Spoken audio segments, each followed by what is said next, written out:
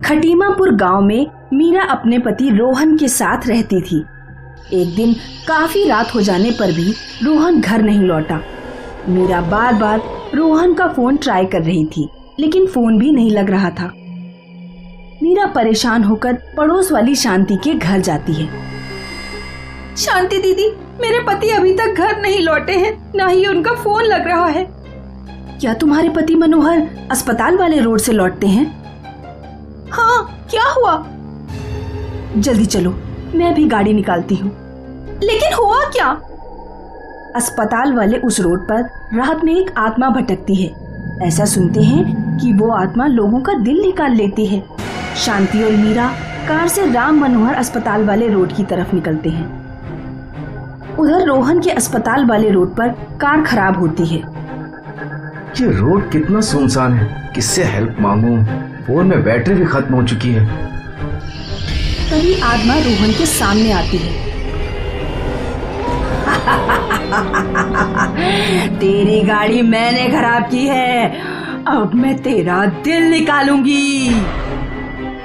रोहन डर से बेहोश हो जाता है।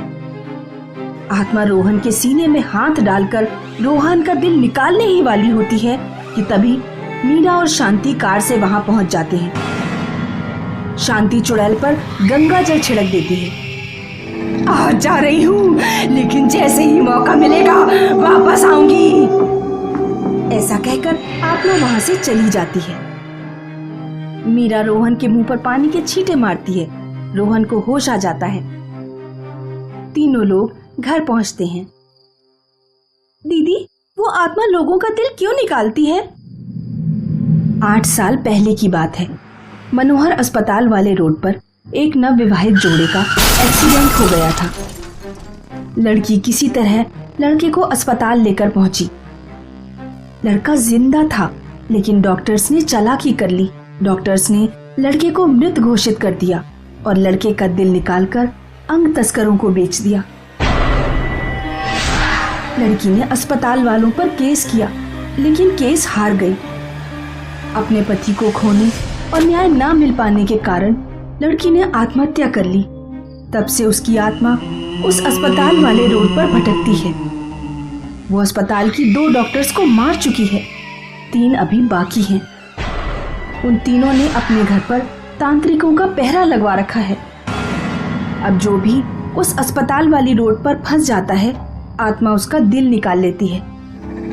चलो, बहुत रात हो गई है, अब मैं सोने जा रही हूँ। शांति अपने घर सोने चली जाती है।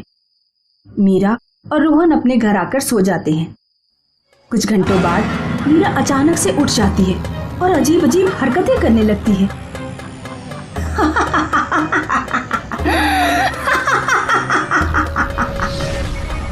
रोहन घबराकर उठ बैठता है। मीरा, ये क्या कर रही हो? क्या हो गया है तुम्हें? मीरा टेबल पर पड़ा चाकू उठाती है और रोहन पर हमला करने के लिए दौड़ती है। तू उस समय तो मुझसे बच गया, लेकिन अब नहीं बचेगा। रोहन दौड़कर कमरे से बाहर जाता है और मीरा को कमरे में ही बंद कर देता है। मीरा अंदर कमरे में भयानक तरीके से चिल्लाती है। रोहन शांति का दरवाजा खटखटाता है। शांति दरवाजा खोलती है। शांति दीदी, मीरा को अचानक पता नहीं क्या हो गया, वो मेरे ऊपर हमला कर रही। लगता है वो अस्पताल वाले रोड की आत्मा मीरा के शरीर में घुस गई है। मैं अभी फोन करके तांत्रिक को बुलाती हूँ। शांति फोन करती है और तांत्रिक को बुलाती है। कुछ देर बाद तांत्रिक आता है और दरवाजा खोलता है। कौन है तू और इन लोगों को क्यों सता रही है? चुप कर बुड्ढे, कुछ नहीं बताऊंगी मैं तुझे। अगर नहीं बताएगी तो मैं तुझे हनुमान चालीसा पढ़कर भस्म कर दूंगा। मैं अल्पना हूँ। उन डॉक्टर्स ने मुझसे मेरे पति को छीन लिया। हम दोनों एक दूसरे से बहुत प्यार करते थे।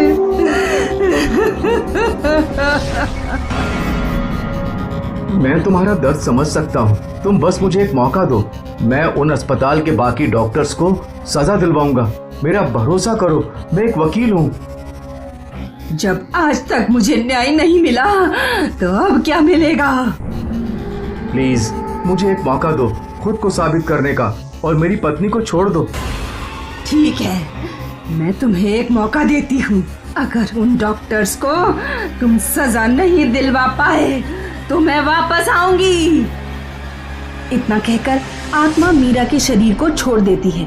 रोहन अस्पताल के डॉक्टर के खिलाफ केस लड़ता है और तीनों डॉक्टर्स को फांसी की सजा दिलवाता है। तब आत्मा हमेशा हमेशा के लिए गायब हो जाती है। मीरगंज में आज मेघना की शादी थी। मेघना के पिताजी सेठ रायचंद बहुत डरे हुए थे। रायचंद के दोस्त राघव गुप्ता रायचंद के घर पहुंचते हैं। अरे रायचंद, ये किस तरह की शादी हो रही है गांव में? बिल्कुल सन्नाटा है, कोई रौनक नहीं है। दोस्त क्या बताऊं, इस गांव में कटे हाथों वाली चुड़ैल का साया है। कटे हाथों वाली चुड़ैल? पिछले कई सालों से जब भी गांव में किसी लड़की की शादी होती है तो वो चुड़ैल गांव में आती है और दुल्हन के हाथ काट कर ले जाती है।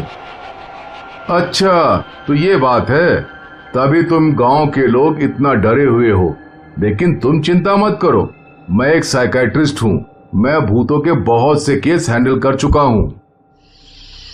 तभी अचानक से मेघना दौड़ते हुए आती है। क्या हुआ बेटी, इतनी घबराई हुई क्यों हो? पापा जल्दी चलिए, चुड़ैल अपने पैरों से हमारे टॉमी का गला घोट रही है। रायचंद, मिस्टर गुप्ता और मेघना दौड़कर जाते हैं। तब तक चुड़ैल टॉमी को मारकर जा चुकी होती है। तीनों बहुत दूर एक घर में चुड़ैल को घुसते हुए देखते हैं। यहाँ चुड़ैल की एक झलक दिखाई देती है। रायचंद और गुप्ता चुड़ैल का पीछा करते हुए उस घर में पहुंचते हैं, लेकिन चुड़ैल उस घर के सारे लोगों को भी मार चुकी होती है। घर की फर्श पर सारे लोगों की लाशें पड़ी होती हैं। कटे हाथों वाली चुड़ैल रायचंद्र और गुप्ता के सामने आती है। आओ मीरचंद के जालिमों, इस गांव में जिस लड़की की भी शादी होगी उसे अपने हाथों की बलि देनी पड़ेगी। आज तुम्हारी लड़की की बारी है रायचंद्र। लेकिन क्यों? तभी अचानक चुड़ैल गायब हो जाती है और बाहर से मेघना की चीखने की आवाज आती है। पापा बचाओ, बचाओ! रायचंद्र और गुप्ता बाहर भागते हैं। जब तक वे दोनों मेघना के पास पहुंचते हैं, चुड़ैल मेघना के दोनों हाथ काटकर ले जा चुकी होती है। रायचंद्र रोने लगता है। मेरी बेटी, वो जालिम चुड़ैल मेरी बेटी के दोनों हाथ ले गई। कोई गांव वाला बचाने नहीं आया। भगवान, ये तूने क्या किया? तभी गुप्ता की नजर धरती पर पड़े एक फटे हुए कपड़े पर पड़ती है। रायचंद, रोना बंद करो। ये देखो, चुड़ैल की साड़ी का कपड़ा लगता है। ये किसी चीज से फंसकर फट गया है। तो अगर किसी चुड़ैल के कपड़े में हनुमान की मूर्ति लपेट कर रख दो तो उसे अपने काबू में किया जा सकता है। तुम अपने घर से एक हनुमान की छोटी मूर्ति ले आओ, हो सकता है तुम्हारी बेटी के हाथ वापस मिल जाए।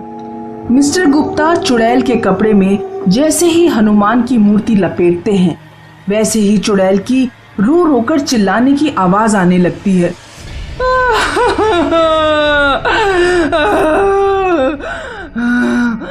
उस कपड़े से मूर्ति बाहर निकालो।